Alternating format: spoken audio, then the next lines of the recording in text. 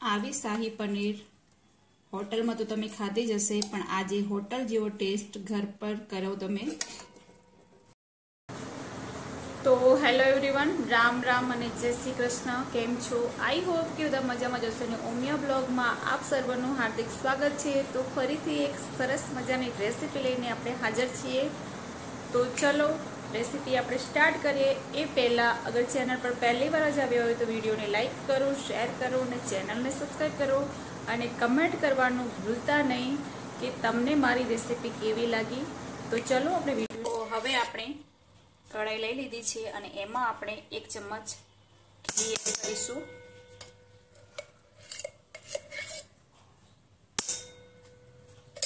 હવે આપણે એમાં એડ કરીશું થોડા ગરમ મસાલા, 1 તજ,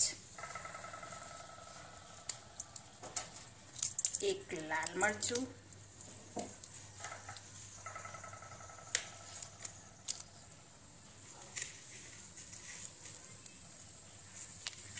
આ છે આપણા ગરમ મસાલા. એની અંદર આપણે એડ કરીશું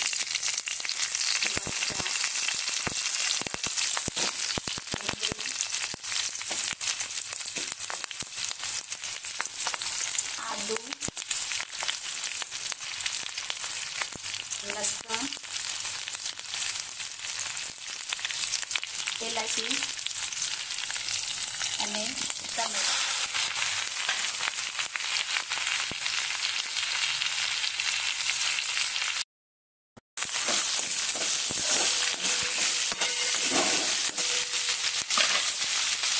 આપણે એડ કરીશું થોડા કાજુ. કેમ કે આપણે આજે શાહી પનીર બનાવી રહ્યા છીએ.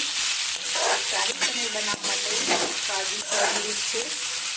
તો આ બધી વસ્તુને થોડીક વાર આપણે ઘીમાં સાતળવા દઈશું.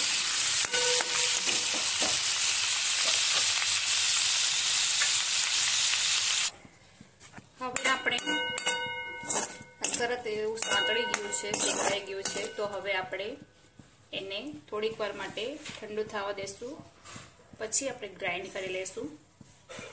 હવે આપણે વઘારની તૈયારી કરીશું. તો 1 ચમચ જેટલું આપણે ઘી એડ કર્યું છે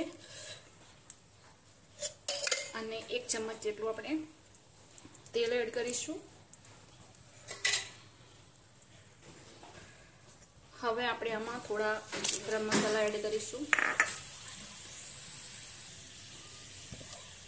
હવે આપણે જે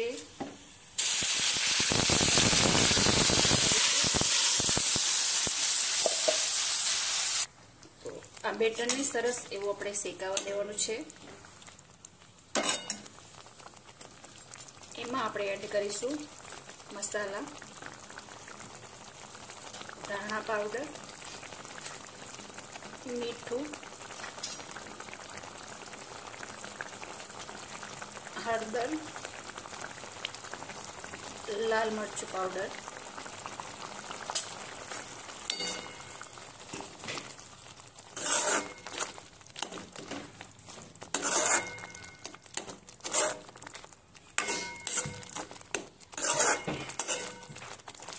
ધીમી આંચે અને ત્યાં સુધી શેકાવા દેવાનું જ્યાં સુધી આ બેટરની અંદર તેલ ફૂટે નહીં, ત્યાં સુધી આને ચલાવવું પડશે આપણે. હવે જોઈ શકો છો ગાઈસ કે થોડું થોડું તેલ ફૂટવા વાળ્યું છે, એટલે કે મતલબ આપણું જે બેટર છે એ સરસ એવું શેકાઈ ગયું છે. હવે આપણે આમાં એડ કરીશું પનીર. મેં 100 ગ્રામ પનીર લીધા છે.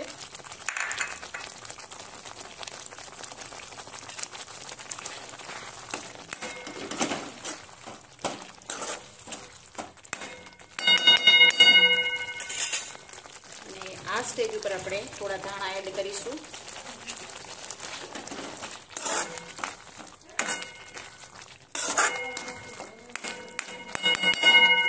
ઢાંકીને 2 મિનિટ માટે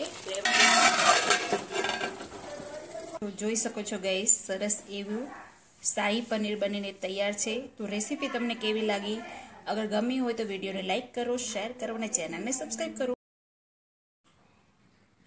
જોઈ શકો છો ગાઈસ, સરસ એવી શાહી પનીર તૈયાર છે।